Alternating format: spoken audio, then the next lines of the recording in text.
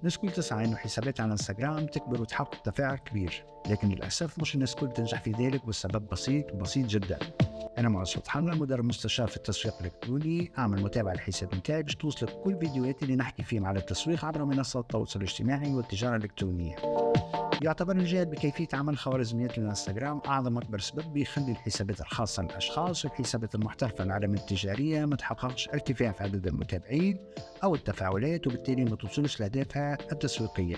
وفي العموم، وقبل الخوض في التفاصيل، كل مواقع التواصل الاجتماعي رسمها للمستخدمين متاحة، وهدفها الأول خلق تجربة استخدام يوزر اكسبيرينس تجبر المستخدمين هادم باش يعديوا أكثر وقت ممكن عندها.